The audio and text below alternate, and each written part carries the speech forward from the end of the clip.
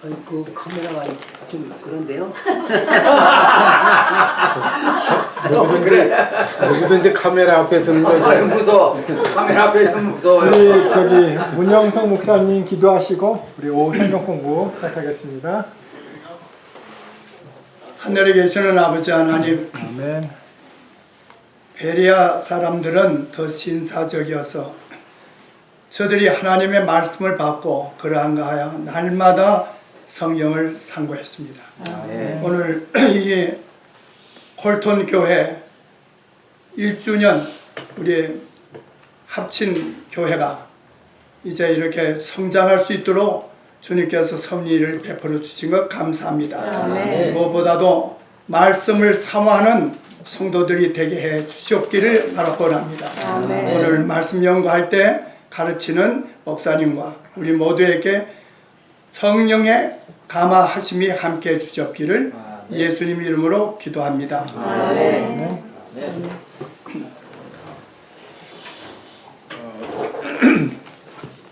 제가 그 안식일 오후에 두 번에 걸쳐서 이 말씀을 하라는 그 명령을 받았기 때문에 도대체 무엇을 하면 좋을까 이렇게 생각하다가 카메라 보면서 해야 되잖아요. 어제 카메라를 싫어합니다.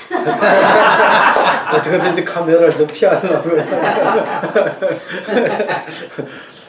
그렇게 생각하다가 제 짧은 성경이 있을까 이렇게 하나는 생각했고, 하나는 또 우리 교회에 그 이 담임 목사님이나 구목사님이 워낙 진지하고 또 깊게 성경을 가르치시기 때문에 너무 그렇게 힘들지 않고 안식일 오후에 짧게 할 수 있는 게 없을까 생각해 보니까 룻기가 생각났습니다. 그래서 이 룻기를 시간이 되는 대로 두 번에 걸쳐서 우리가 한번 다시 읽어보도록 하겠습니다. 그래서 여러분 이 룻기 제가 말씀드리는 모든 것은 전혀 시험에 나오지 않습니다. 그러니까 마음을 아주 편하게 가지시고 아주 릴렉스 하시고 뭐 주무셔도 좋으니까 좀 편안하시게. 이게 성경 아주 우리 목사님이나 구목사님 하실 때처럼 막 긴장하시면은 제가 이걸 못합니다. 그러니까 아주 편안한 마음으로 다 아시는 얘기니까 우리 다시 한번 읽는다라고 생각하시고요. 한번 읽어보겠습니다. 룻기는 제 성경으로는 페이지가 뭐 창세 모세 오경 다음에 뭐 여호수아 사사기 룻기 이렇게 되죠. 그 룻기인데 페이지가 403페이지입니다. 제 거는 구약성경 403페이지. 구약성경 403페이지. 다 찾으셨습니까? 네. 자, 그럼 읽습니다. 사사들의 치리하던 때에 그 땅에 흉년이 드니라. 유다 베들레헴의 한 사람이 그 아내와 두 아들을 데리고 모압 지방에 가서 우거하였는데 그 사람의 이름은 엘리멜렉이요 그 아내의 이름은 나오미요 그 두 아들의 이름은 말론과 기론이니 유다 베들레헴 에브랏 사람들이더라. 그들이 모압 지방에 들어가서 거기 유하더니 나오미의 남편 엘리멜렉이 죽고 나오미와 그 두 아들이 남았으며 그들은 모압 여자 중에서 아내를 취하였는데 하나의 이름은 오르바요 하나의 이름은 룻이더라. 거기 거한 지 10년쯤에 말론과 기련 두 사람이 다 죽고 그 여인은 두 아들과 남편의 뒤에 남았더라. 자, 1절에서부터 5절까지 읽었습니다. 자, 여기에 사사들의 치리하던 때라고 나옵니다. 그러니까 이 룻기 이야기는 거의 뭐 3000년 전의 이야기라서 우리가 이것을 읽을 때 우리와는 너무나 다른 그런 문화와 배경을 가지고 있습니다. 그것을 감안하고 우리가 읽어야 되는데요.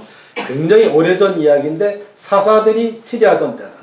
사사들이 치리하던 때는 사사는 지도자라는 뜻인데 이 왕이 있기 전에 이스라엘 유대 사람들의 지도자로 삼던 사람, 왕 이전에 있던 지도자입니다.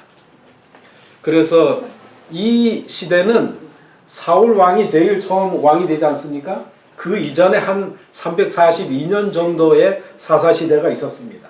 그때의 이야기라는 거죠. 그때의 이야기, 그때의 시작이다. 왜 이것을 처음에 이 저자가 이 글을 시작을 하냐면, 연대를 이렇게 딱 짚어서 이야기하냐면, 내가 지금 여러분에게 들려주는 이 이야기는 어떤 허구적이거나 어떤 뭐 문학적인 그런 것을 가리키기 위한 것이 아니라 이것은 역사적인데 근거하고 있다. 이것을 알려주기 위해서 사사들이 치리하던 때라고 못을 받고 있는 것입니다.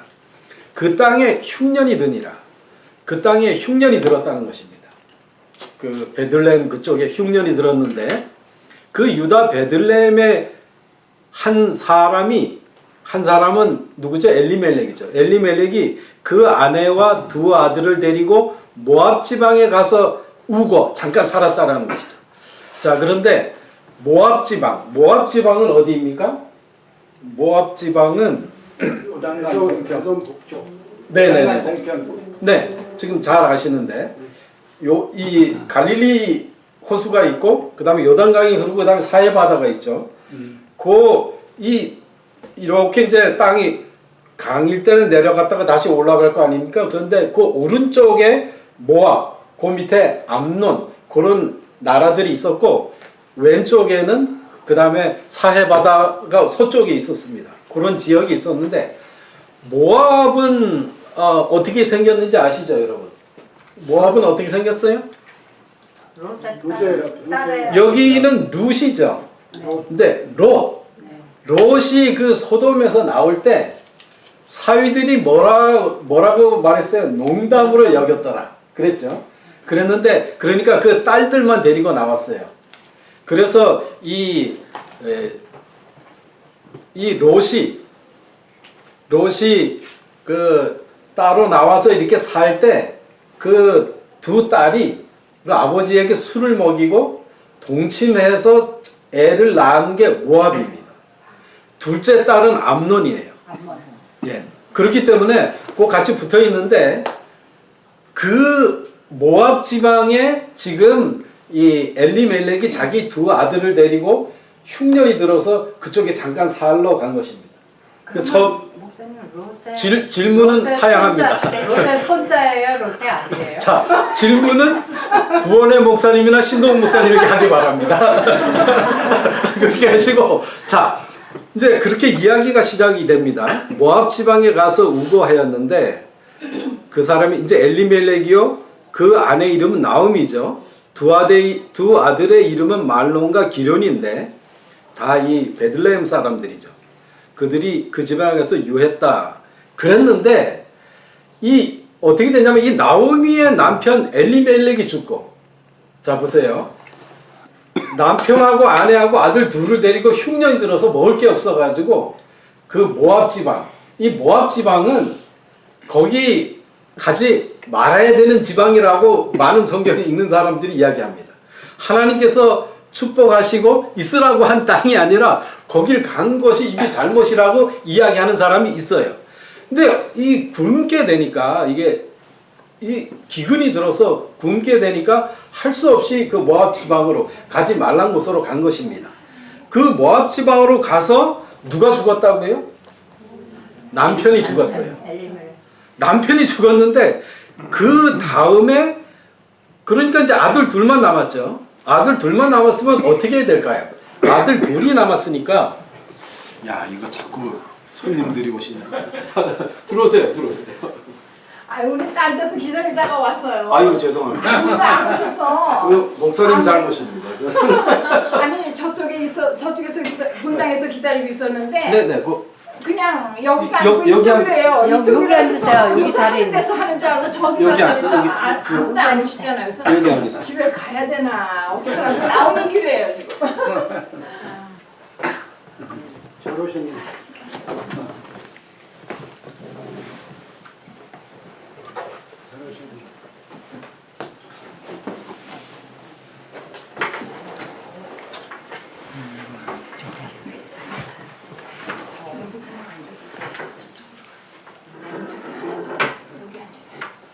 여기.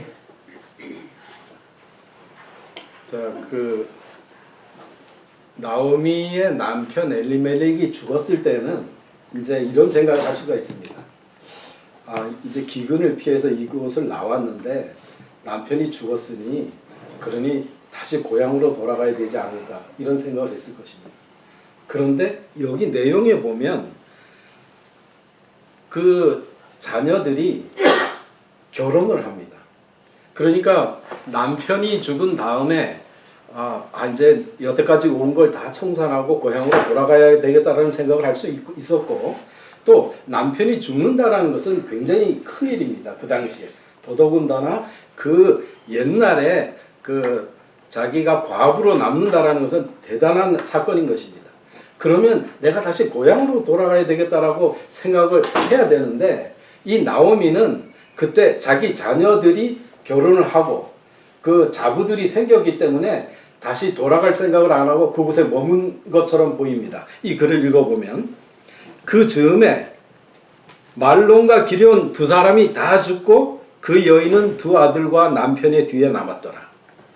자, 그 자기 남편이 죽고 나서 그 남편은 굉장히 그 베들레헴 쪽에서 좀 유력한 사람으로 보여요. 왜냐하면 보아스라는 사람, 그 친족인 보아스를 이야기할 때 굉장히 유력한 지방의 지도자로 나오기 때문에 이 엘리멜렉도 상당한 집안이었을 것이라고 이제 추측을 그렇게 하는데요.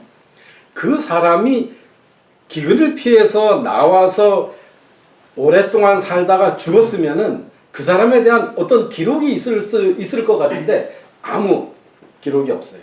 없이 계속 이야기 나오는 것이 두 아들이 또 죽었다 이렇게 이야기를 하는 것입니다. 이걸 피하기 위해서 제가 이렇게 좀 써서 지금 또 돌리시네. 녹화를 할 거야? 하는 거죠? 예. 제가 좀 서서 소통을 계속 따라가요. 예. 걱정하지 마. 편하게 하세요. 네, 제가 서 있는 서서 게 하시는 게 더 좋네. 서 있는 게 좀 덜 불편할 것 같습니다. 네. 그래서 이 나오미가 자기 아들 둘이 그 있었기 때문에 남편에 대한 그 상실의 그 아픔을 좀 이겨낼 수 있었던 것 같아요. 그리고 또 자부들도 있었으니까. 그렇게 해서 다시 10년을 삽니다. 한 10년쯤. 물론 이제 제가 나중에 연수에 대해서는 다시 말씀드리겠는데, 근데 여기 보니까 말론과 기럨 두 사람이 다 죽고 그 여인은 두 아들과 남편이 뒤에 남았더라. 말론과 기럨은요, 그 이름의 뜻을 보면은 뭐 병약한 이런 안 좋은 이름들이 있어요. 자녀들에게. 우리가 아이를 낳을 때 그 아이를 뭐 굉장히 좋은 이름, 뭐 부르기 좋은 이름 이런 걸 붙여주잖아요. 그런데 이 사람들의 이름은 병약한, 뭐 의지하는 뭐 이런 이름의 뜻이 있어요. 그래서 많은 사람들이 생각하기를 이것은 이 일이 일어난 다음에 지어준 이름이 아닐까 이렇게 생각하는 사람도 있고, 우리 한국 풍속에 보면은 일부러 그 자녀의 이름을 안 좋게 지어주면 그 자녀가 액땜을 하고 잘 된다라는 그런 게 있어요. 그 저도 어렸을 때 뭐 바위라고 부르고 뭐 똥강아지라고 부르고 뭐 이런 거 있지 않습니까? 어쩌면 그런 의미에서 이렇게 짓지 않았는가 이런 생각도 하지만 그런데 목사님. 질문은 사절한다고 아니, 질문이 아니고 전도서 7장 1절에 보면 네네. 아름다운 이름은 네. 보배로운 기름보다 낫다. 에이멘. 이런 말씀이 있어요. 맞습니다. 에이멘. 자, 이제 질문 안 받습니다. 자, 질문은 신동훈 목사님과 구원의 목사님에게만 해주시기 바랍니다. 그리고 이제 여기 보면 그 여인이라고 그랬어요. 그 여인. 그리고 남았더라. 이렇게 되어 있는데 그 여인이 누구예요? 나오미예요. 그 나오미를 왜 그 여인이라고 표현을 했을까? 이 나오미를요, 생각해 보세요. 그 당시에 이 사람들은, 제가 좀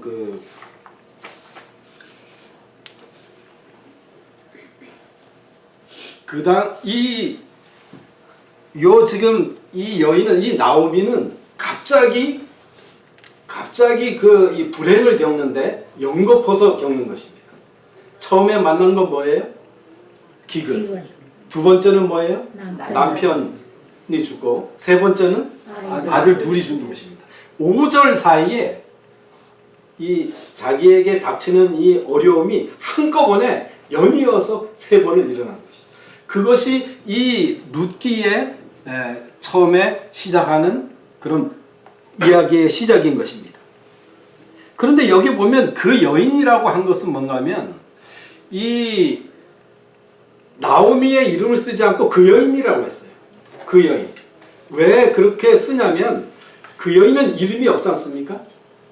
이 나오미는 이제 기근을 당해서 남편을 잃고 난 그 3000년 전의 그 여인은 굉장히 불쌍한 여인이었어요. 남편을 잃으면 그 당시에는 살 수가 없는 때였어요.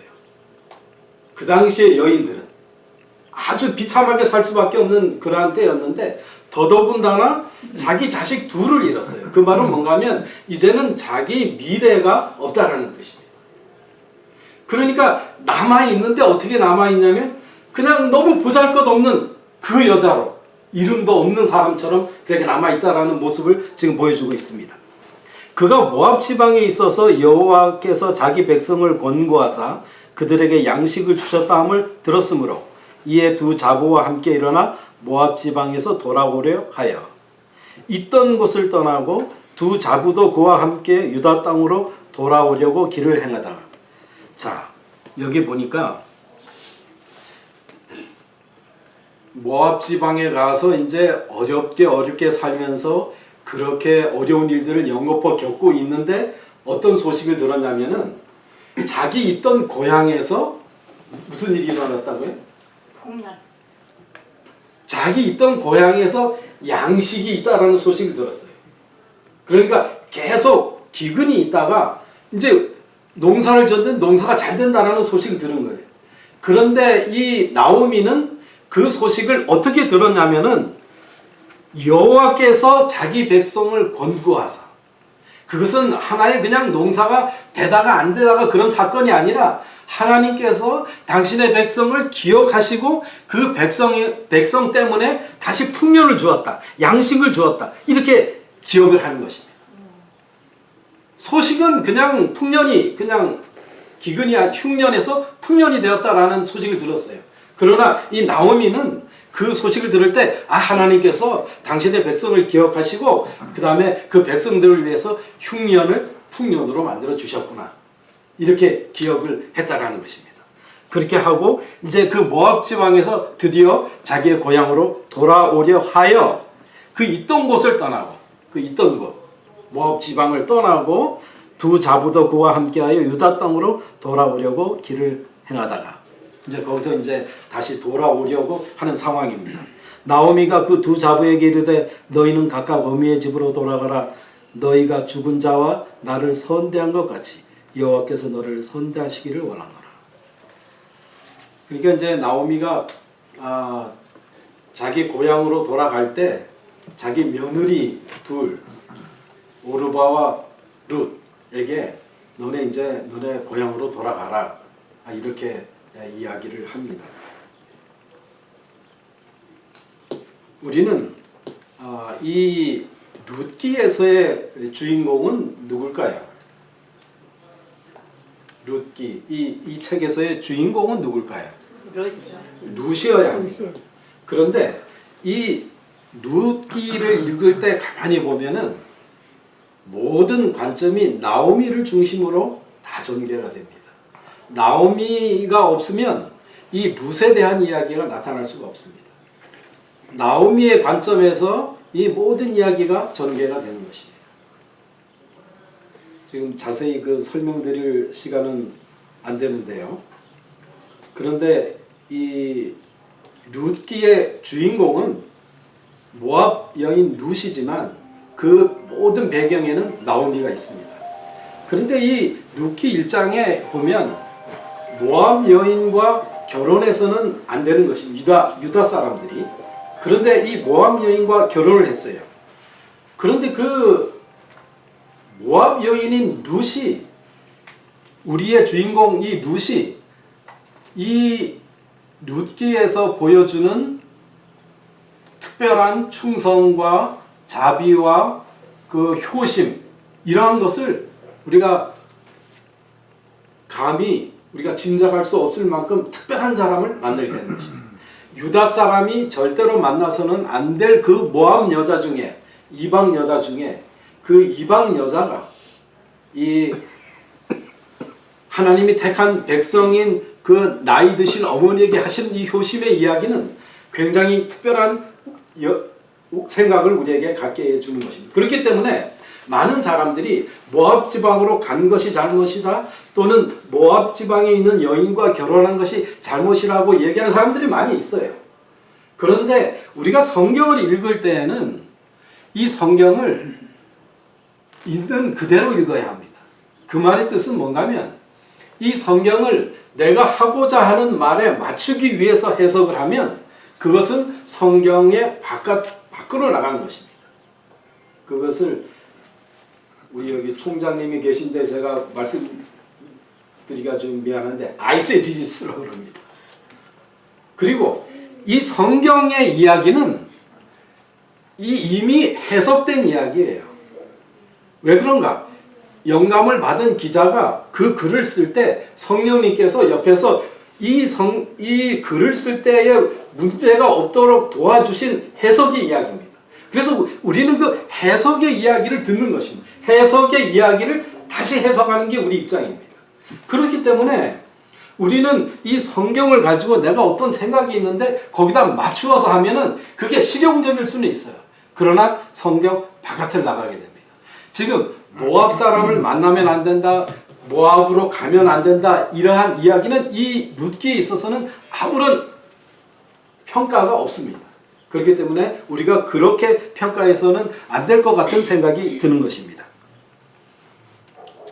그리고 처음에 그 기근이 일어났다고 할 때 그 기근은 왜 일어났을까요? 아까 왜 저기 모압 여인을 만나느냐, 모압 땅으로 가느냐 이렇게 얘기했는데 그러한 사람들은 기근이 일어난 것조차도 사사시대의 그 이스라엘 사람들이 자기의 소견대로 행했다라는 것 때문에 이스라엘 지도자들이 그렇게 살았으므로 이 유대 그 택한 백성에게 기근이 왔다라고 해석하는 사람들이 있어요.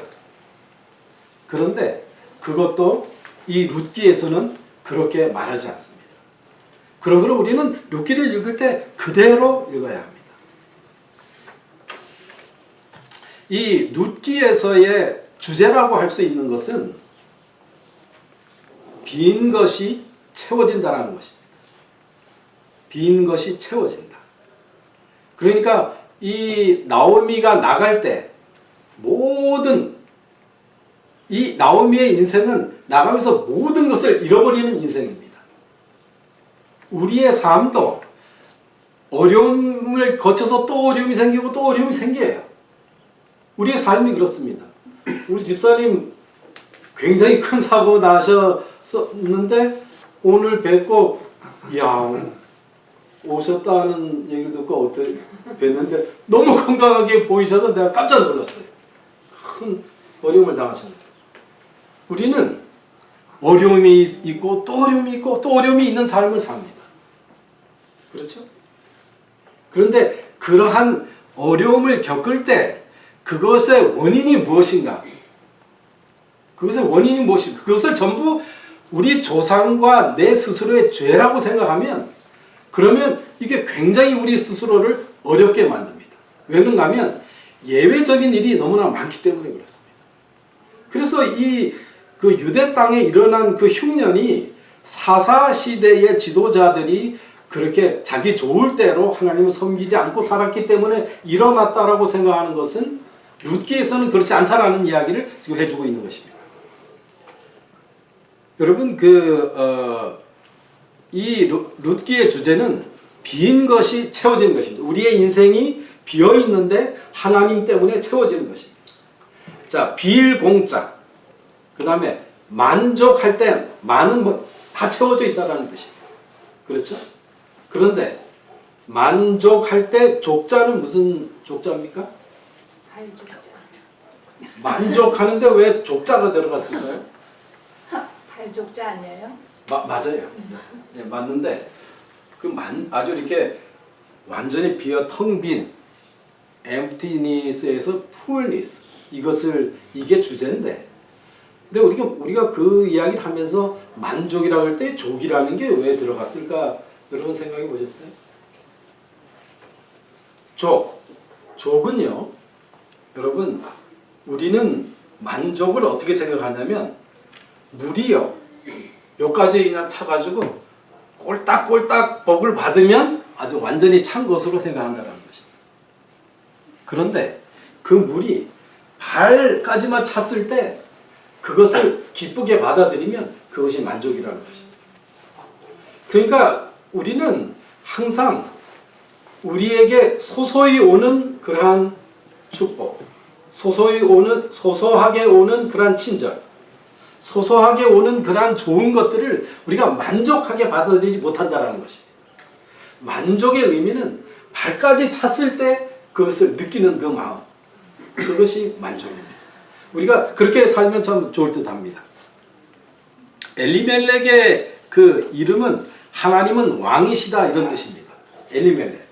그러니까 이 엘리멜렉의 부모는 굉장히 이 믿음의 신앙의 아버지와 어머니였다라고 우리가 생각할 수가 있습니다. 그리고 나오미는 그 뜻이 이 룻기에서는 나오미의 이름의 뜻만 이야기하고 다른 사람은 다 없는데 우리가 그냥 그때 그 나오는 이름을 보고 그냥 유추하는 것 뿐인데요. 여하튼 나오미는 무슨 뜻일까요? 희락. 네, 나의 기쁨. 그러니까 이 나오미가 태어났을 때 그렇게 부모들이 기뻐했다라는 그런 뜻이죠. 그런데 나오미가 돌아올 때 뭐라고 했어요? 마라.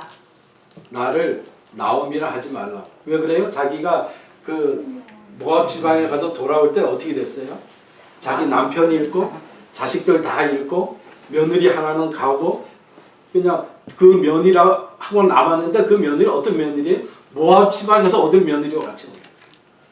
그러니까 내 인생은 완전히 쓴 인생이다. 내 이름과 완전히 다르다라고 이야기를 하고 있는데 그 나오미의 본래의 뜻은 나의 기쁨이라는 뜻입니다. 그리고 여기 유다 그 베들레헴은 여러분이 잘 아시는 것처럼 누가 태어난 곳이죠? 예수님. 네. 또 다윗. 라헬이 베냐민을 낳다가 죽어 장사된 곳. 그 특별한 장소입니다. 그러니까 이 베들레헴은 구속사적으로 굉장히 중요한 위치를 차지합니다. 그 사람들이 그 엘리멜렉이 죽은 것에 관해서 생각을 하는데 어쩌면은 엘리멜렉이 자연사했을지도 모른다 이렇게 생각하는 사람들이 있습니다. 왜 그런가 하면 그 당시에 왕들이 얼마를 살았느냐를 계산을 해보면 그 당시에 왕들이 대개 40세를 살았어요. 40세 정도를 살았으니까 자 생각해 보세요. 이 엘리멜렉과 나오미가 결혼할 때 아무리 적게 잡아도 15살에 했다라고 칩시다. 그 다음에 이 자녀들이 지금 자랐지 않습니까? 20살쯤 자라야 또 뭐 15년 살든지 20살을 자라야 또 장가 보내지 않습니까? 그런 거를 치면 이 나오미의 나이가 대략 40에서 45세쯤 됐을 것이라고 생각합니다. 그러니까 그 왕들보다 일반 평민은 더 적게 살았을 것이기 때문에 이 엘리멜렉도 어쩌면은 거기 가서 뭐 기근이나 굶어서 이렇게 죽은 것보다는 자연사 했을 수도 있겠다 이렇게 생각하는 사람도 있습니다. 그런데 그 엘리멜렉이 왜 죽었는지에 관해서는 아무런 설명이 없습니다. 이 나의 하나님은 왕이다. 엘리멜렉의 이름의 뜻은 그렇습니다. 나의 하나님은 왕이다. 그렇게 신앙적인 부모가 유력한 가정의 부모가 지어준 그 이름을 가진 사람이 밖에 나가서 죽었는데 그 사람에 대한 해설은 왜 죽었는지에 관한 이야기는 없습니다. 중요한 것은 이 이야기가 굉장히 빠르게 진행되고 있다는 것입니다. 굉장히 이 이야기를 빨리 진행하고 있으면서 중요한 것은 사실은 남은 자입니다. 남은 자에 관한 이야기입니다. 남은 자가 누구예요? 나오미. 나오미의 삶이 앞으로 어떻게 될 것인가. 지금은 완전히 이렇게 비극을 통해서 지금 남겨진, 여기 남았더라 얘기했잖아요. 남겨진. 어쩌면 그 당시에 사는 여자들 중에서는 가장 비참한 여자. 남편이 없어지고 자기의 미래인 자녀들이 없어지고 그러니까 자기 손자도 없고 그러니까 그 주위 사람들이 생각할 때 그 사람을 어떻게 대할까? 너무나 그때는 아주 처참하게 살았어요. 그런 사람들. 그런 입장에 있는 이 나오미를 도대체 하나님은 어떻게 다룰 것인가? 이게 이 룻기의 주제인 것입니다. 박완서라는 그 작가가 있었습니다. 이 박완서라는 작가가 그 산문 형식으로 쓴 수필집이 있는데 이 박완서는 그 카톨릭 신도입니다. 그 수필집의 제목이 한 말씀만 하옵소서 이런 수필집이 있었습니다. 왜 이 박완서가 그 이야기를 썼냐면 박완서 여류 작가인데요. 굉장히 한국에서 유명한 여류 작가인데 57세 되던 해에 남편과 아들을 연이어서 잃었습니다. 이분의 그 스토리에 보면 이분이 그 한 말씀만 하옵소서 그 산문집에 보면은 남편에 관한 이야기는 안 나옵니다. 아들에 관한 이야기만 나와요. 그러니까 남편이 죽는다라는 것은 대단한 일이지만 그러나 이 박완서가 외아들한테 시집가서 딸을 넷을 낳고 아들을 하나를 낳았어요.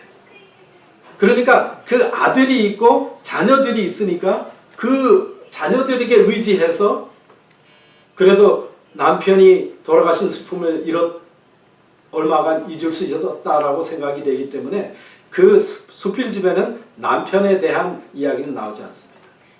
그런데 자기 남편이 딱 죽고 나서 1년 안에 그 아들이 하나밖에 없는 아들이 학교 잘 다녀오겠습니다 하고 나갔는데 저한테 시체로 왔어요. 그러니까 이 캐톨릭 신자인 이 박완서가 한 말씀만 해 주옵소서. 주님 당신은 과연 어디 계신 것입니까? 계시다면 내 아들이 왜 죽어야 했는지 더도 덜도 말고 한 말씀만 해 주십시오. 왜 내게 이런 불행한 일이 일어난 것입니까? 특별히 남에게 모질게 한 것도 없고 그렇게 끔찍한 고통을 당할 만한 죄를 범한 것도 없는 나에게 바랍니다. 한 말씀만 해 주십시오. 1년 사이에 남편과 그 귀한 아들을 잃은 이 박완서는요, 딸들이 많으니까 아이고 하나님 좀 딸을 하나 데려가고 아들은 남겨 그런 모진 생각까지 했다라고 합니다. 어쩌면 나오미도 아들 둘이 있었기 때문에 남편의 죽음이 그렇게 사무치지 않았는지도 모릅니다.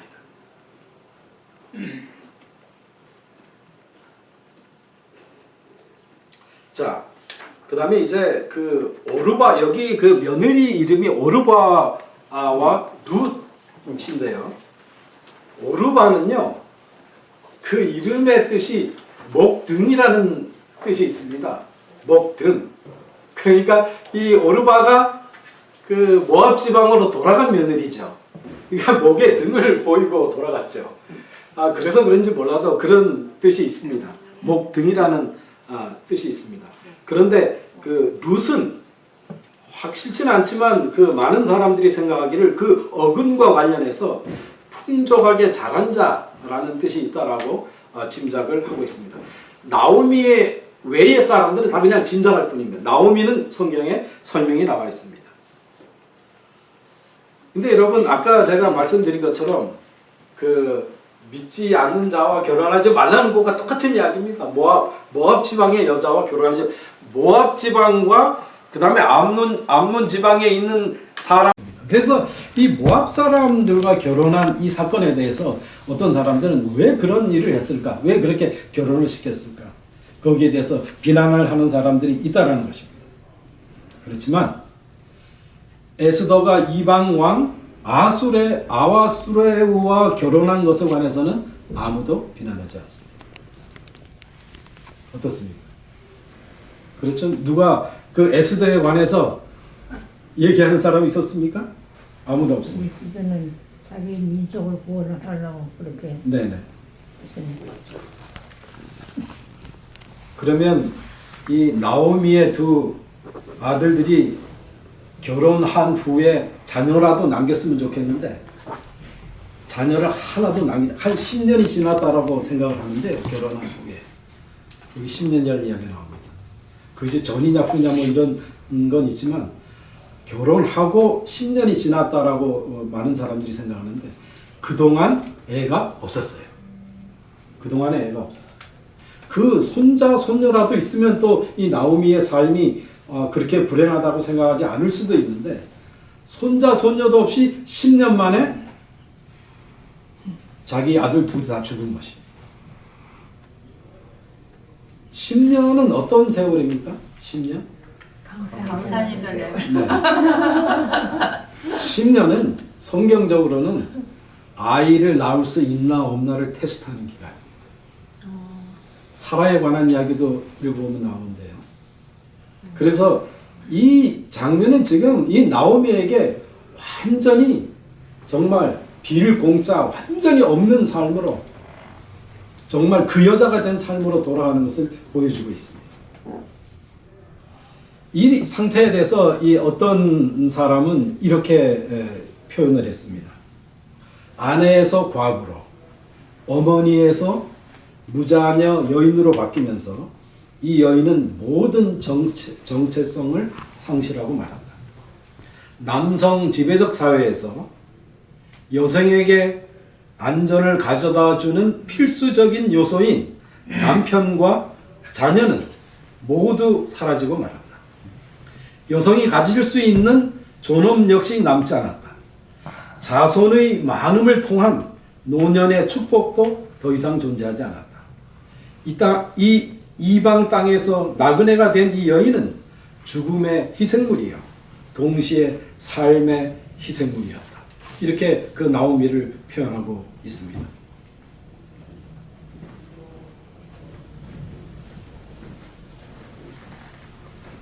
자,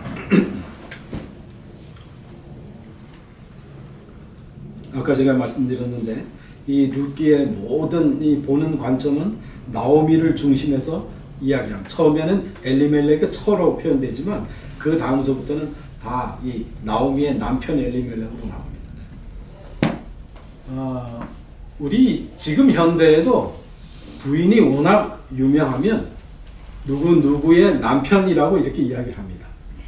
그것과 똑같은 그런 나오미의 스토리입니다.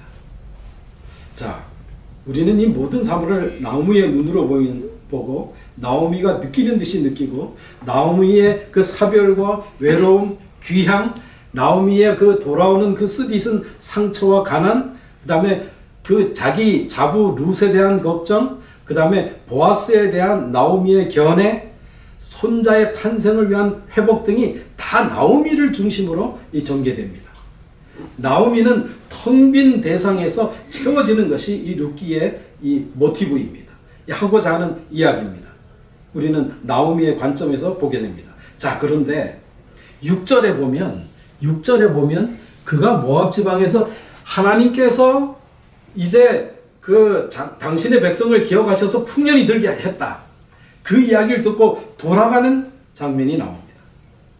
그런데 여러분 한번 생각해 보시면 베들레헴의 이름의 뜻이 뭐예요? 떡집입니다. 베들레헴의 이 이름의 뜻이 떡집이에요. 그곳은 하나님께서 택하신 장소고 당신 택하신 백성들을 데려온 곳이고 축복의 장소고 특별한 곳입니다. 그런데 그 떡집에서 기근이 일어났다는 거예요. 그 떡집에 흉년이 들었다는 것입니다. 우리 그리스도인이기 때문에 모든 어려움에서 면제되는 것이 아닙니다. 그 하나님의 택하신 백성들, 하나님의 그 떡집에서도 그 떡이 떨어져서 자기 생명을 부지하기 위해서 가지 말아야 된다고 어떤 사람들이 이야기하는 그곳에 가서 살다가 남편과 자녀를 다 잃고 돌아오는 스토리가 느끼는 것입니다. 그런데 이 나오미는 하나님께서 자기의 백성을 돌봐서 양식을 주셨다라는 이야기로 받아들여서 그래서 그 모압에서 그 베들레헴으로 돌아오기로 작정한 것입니다. 자, 하나님은 양식을 주시는 분이에요.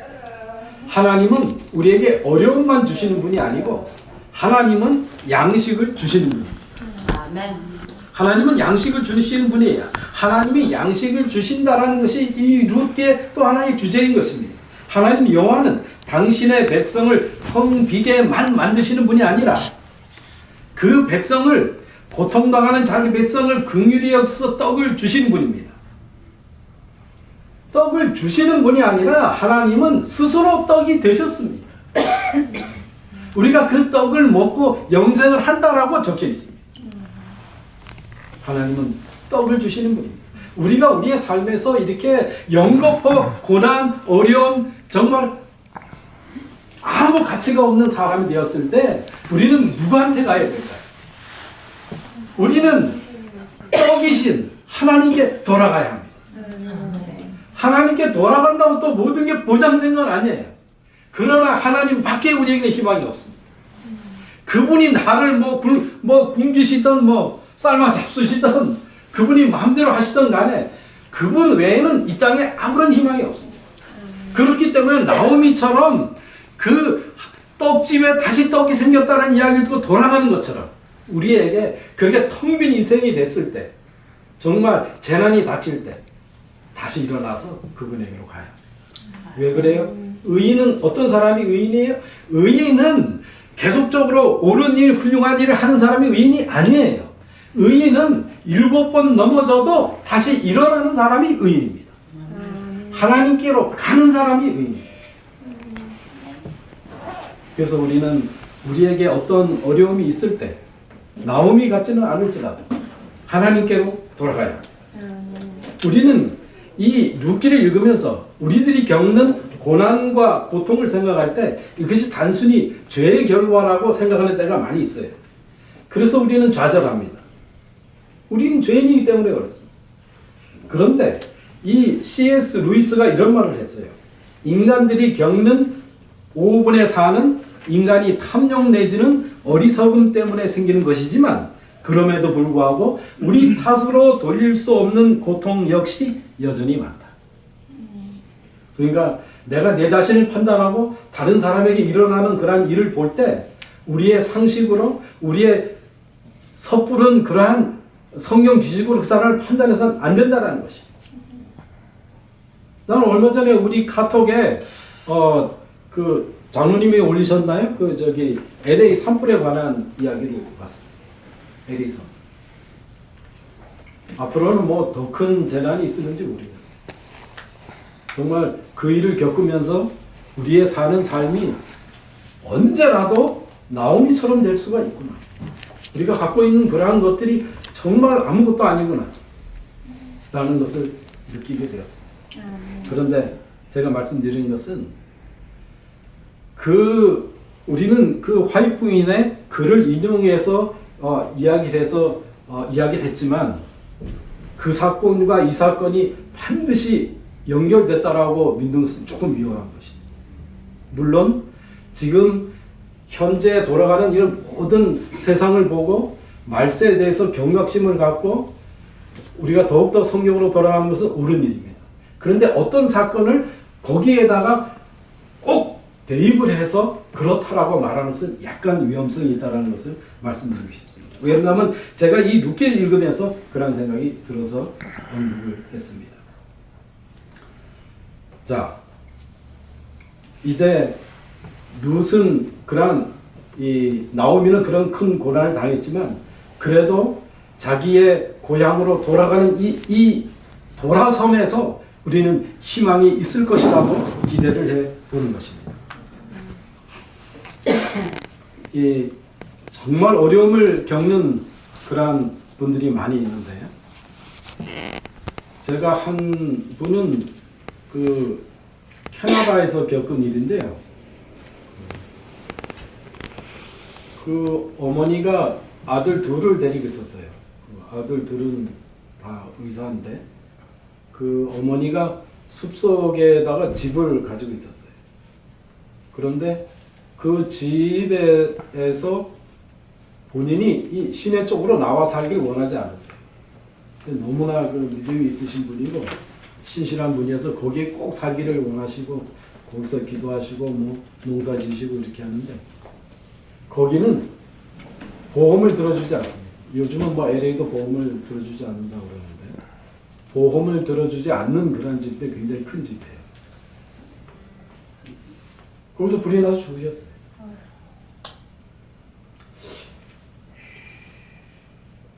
그러니까 믿음이 있는 사람, 신앙하는 사람에게 고난이 안 오는 것이 아닙니다.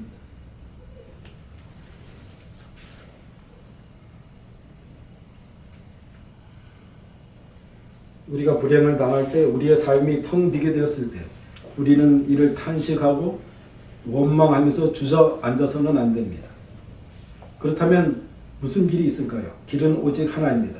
그것은 일어나 돌아가는 것입니다. 룻기 1장에서 돌아간다라는 동사가 12번 사용됩니다. 어디로 돌아갈까요? 그것은 너무 자명합니다. 그것은 백성을 돌보시며 양식을 주시는 하나님께로 돌아가는 것입니다. 자, 이제 7절에서 좀 시간은 다 됐죠? 목사님. 시간이요? 뭐 충분히 쓰십시오. 언제 시작했나요? 아마 한 30분밖에 안 됐을 겁니다. 30분요? 예. 저는 제가 갖고 있는 지론이 있는데 우리 사람이 집중할 수 있는 시간은 20분이다. 그렇기 때문에 30분은 절대 넘으면 안 된다 이렇게 생각하고 있었어요. 뭐 우리가 또 다른 시간이 있으니까 조금만 더 하고 마치겠습니다. 7절에 보면 뭐 있던 곳을 떠나고 그 자부도 그와 함께 유다 땅으로 돌아오려고 기록. 자, 8절에 보면 너희는 각각 어미의 집으로 돌아가라. 그리고 뭐라 그러냐면 너희가 죽은 자와 나를 선대한 것 같이 여호와께서 너희를 선대하시기를 원한다. 이 선대라는 말이 그 원어에는 헤세드라는 말인데 steadfast love 영어로는 mercy 또는 love 뭐 여러 가지로 이거 해석이 안 돼가지고 우리 한국말도 인애, 자비 뭐 여러 가지로 그 표현을 하고 있는데요. 헤세드.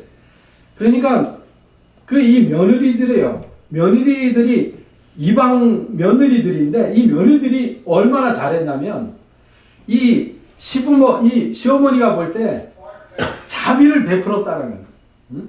살아있을 때 남편에게 너무 잘하고 시아버지 그때 없었는데 이 시어머니한테 너무 잘하고 그 죽은 자들에게 그렇게 잘하고 나한테 잘한 것처럼 너희들도 너희의 고향으로 돌아가서 하나님께서 너희들에게 헤세드 자비를 베풀기를 원한다. 이렇게 나오미가 이야기를 한 것입니다. 선대하기를 원한다.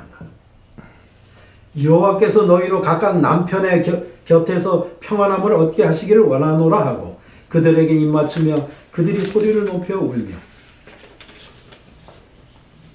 그러니까 지금 과부가 된 자기 자부들에게 너희들 지금은 너의 고향으로 어머니에게로 돌아가서 다시 결혼해서 평범하게 살아라. 한번 생각해 보세요. 이 모압 지방에 있는 사람 이 딸이 이 이방 사람 유대 사람의 청년과 결혼하는 것도 대단한 용기입니다.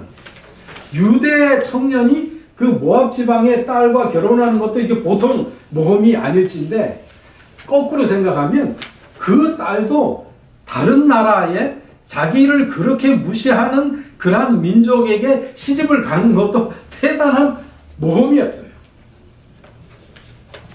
그런데 그런 용기를 가지고 정말 모든 것이 다른 풍습이 다르고 신이 다르고 민족이 다른 사람에게 시집을 간 것입니다. 그런데 남편이 10년 만에 둘 다 죽었어요.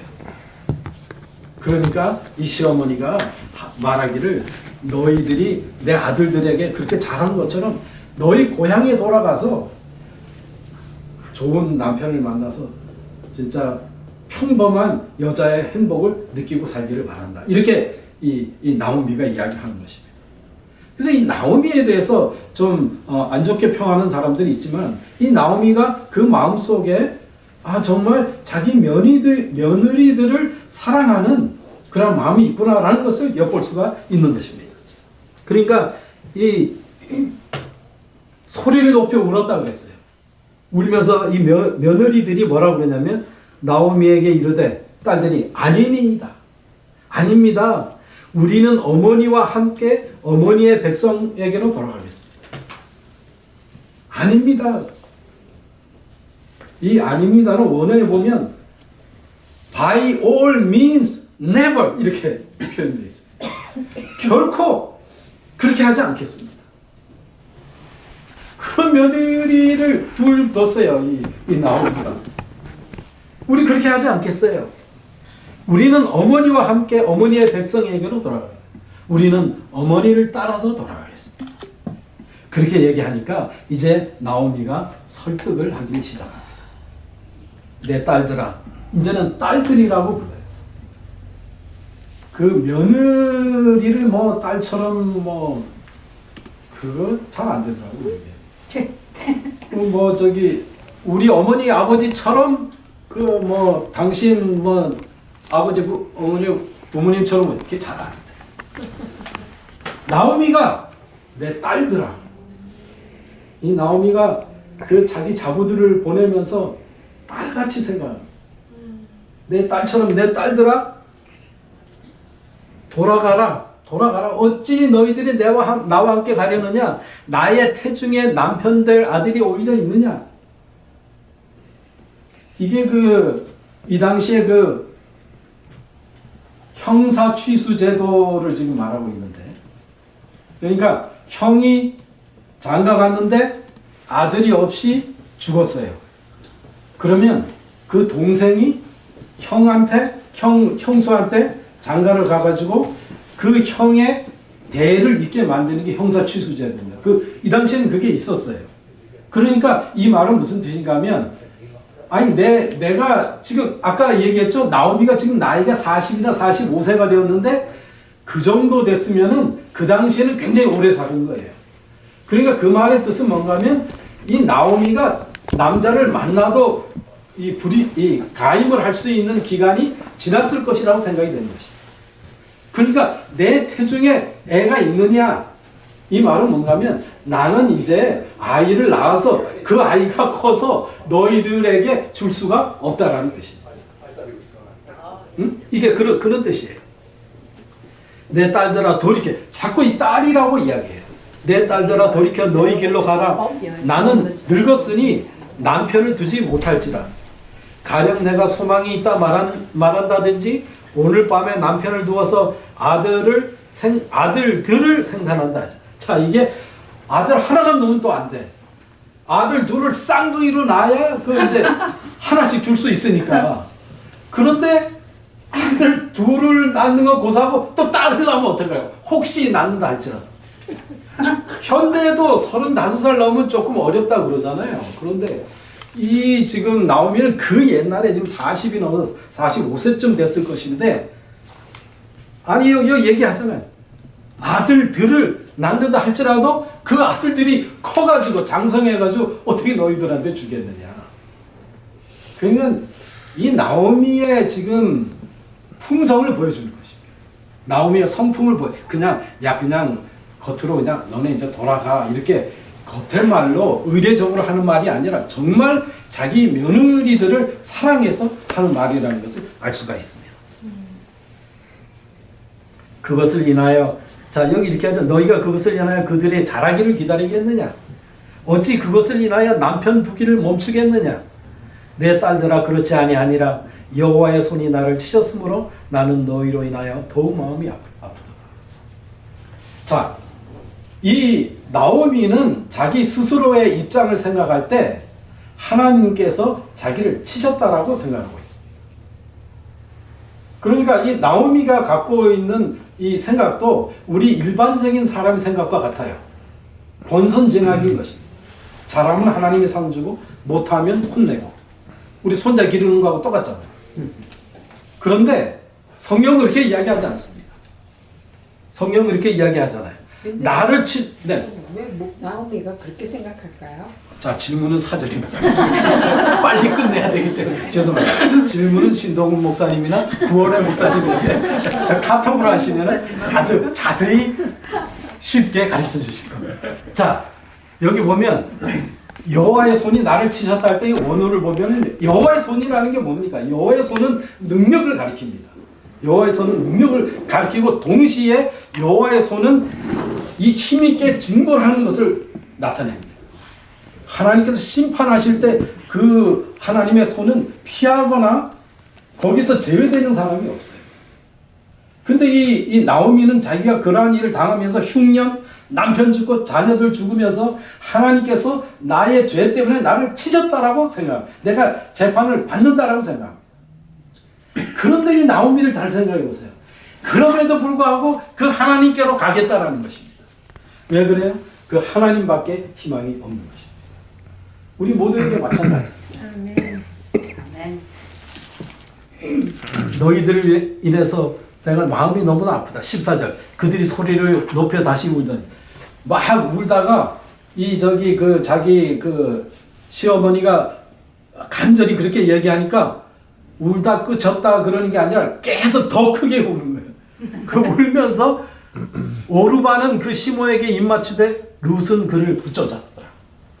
그러니까 그 이야기를 듣고 그렇게 간절하게 이야기하는 걸 듣고 이 오르바는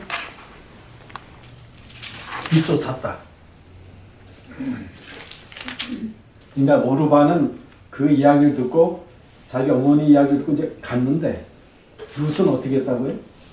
룻은 가지 않고 더 달라붙었다. 이 붙쫓았다라는 건 완전히 꽉 잡았다라는 뜻이에요.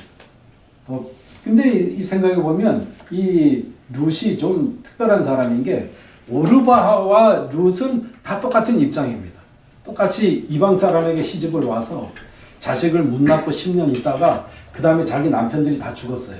그런데 그 시어머니가 완전히 허락을 해준 거잖아요. 너 이제 돌아가도 좋다. 그리고 얘기를 들어보니까 구구절절이 정말 자신들을 사랑하는 말이고 옳은 말이니까 이 오르바는 감동이 돼서 돌아가는 거예요. 자, 우리가 아이들을 한번 생각해보자. 우리 애를 가지고 놀이터에 가면은요, 이 애가 다른 애들 하는 거 이렇게 보고 있다 그대로 하려고 그래. 자기보다 나이가 많고 더 큰 애들이 하는 거를 따라 하려고 그래. 그걸 피어 프레셔라고 합니다. 그 옆에 똑같은 처지에 있는 사람이 무슨 일을 하면 그걸 다 모방하게 돼 있어요. 우리 인간의 본성이 그렇습니다. 근데 룻은 어때요? 룻은 그 피어 프레셔에 굴복하지 않고 차라리 그 어머니를 더 붙들고 대단한 고백을 하는데 그것은 to be continued 다음 시간에 뵙겠습니다.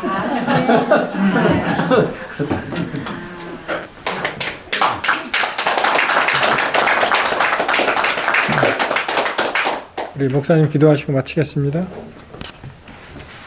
하늘에 계신 저희들의 아버지 하나님, 저희들에게 거룩한 안식일, 기쁜 안식일, 예배의 안식일, 또 특별히 이 두 교회가 합친 기념의 안식일을 주셔서 저희들 이 안식일을 참으로 행복하게 기쁘게 또 풍성한 음식을 들면서 지내도록 축복하셨사오니 참으로 감사합니다. 아멘. 아버지 하나님, 룻기를 잠깐 읽었습니다.